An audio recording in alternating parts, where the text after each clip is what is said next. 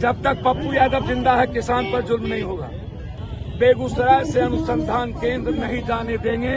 ये कह रहे हैं कि दिग्भ्रमित करते हैं। ये भारत सरकार किसान के साथ जुल्म करना बंद करो।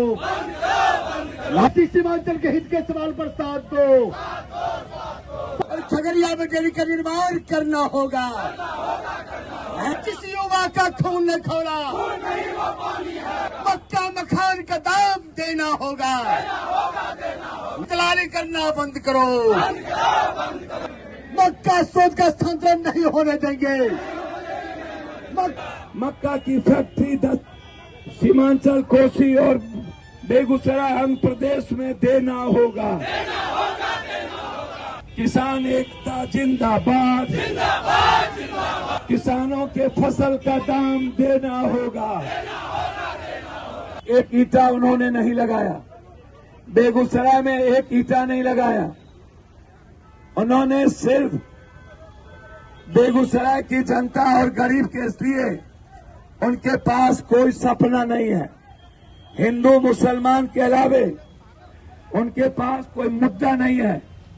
वो बात नहीं करते हैं हमारे युवा की, वो बात नहीं करते हैं हमारे किसान की, वो बात नहीं करते हैं हमारे व्यापारी की, वो बात नहीं करते हैं हमारे छात्र की, वो बात नहीं करते हैं बेगूसराय के पलायन की, वो बात करते हैं सिर्फ हिंदू मुसलमान की।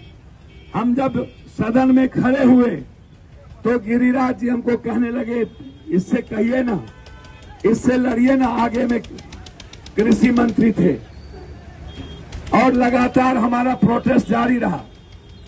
इसीलिए हम अपने नेता लोगों को खबर किए, सभी साथी को, चाहे वो कांग्रेस युवा मोर्चा हो, छात्र हो, चाहे हमारे जितने साथी, संजय जी, दादा, हमारे पास सभी लोग, विपिन, सबको हम लोगों ने खबर किया, मुखिया जी, कि हम लोगों को रोड पर निकलने की जरूरत है और बेगूसराय के लोगों में विश्वास पैदा करने की जरूरत है।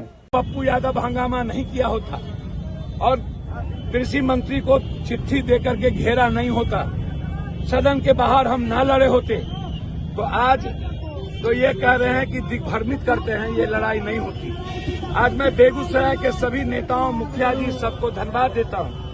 ये सांकेतिक संदेश है। चाहे ये लड़ाई, अभी हमने बातचीत की है माइंस मिनिस्टर से, रेवेन्यू मिनिस्टर से, चाहे ये लड़ाई हमारे किसान के 700 एकड़ जमीन को जबरदस्ती उसका जमाबंदी कैंसिल कर दिया एडीएम।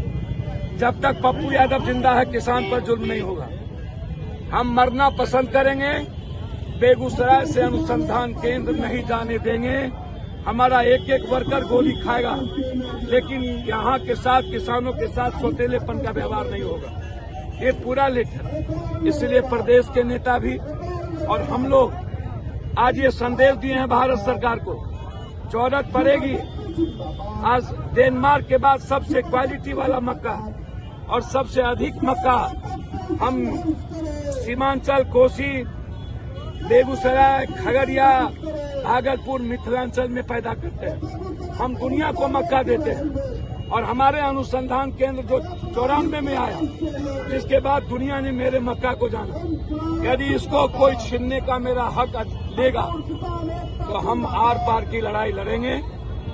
इसीलिए बेगूसराय की धरती पर हम आए थे, इसीलिए हम बेगूसराय की धरती पर आए थे। ये उत्तर बिहार के हक और अधिकार की लड़ाई है।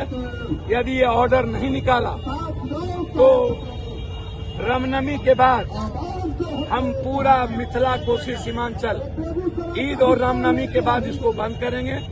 हम रामनवमी की भी, ईद की भी और साथ साथ बिहार दिवस की भी पुनः एक बार अपने संविधान बचाने का संकल्प लेते हैं। अपने गीता, रामायण, बाइबिल, बुद्ध के रास्ते चलकर आर्थिक आजादी का संकल्प लेते हैं।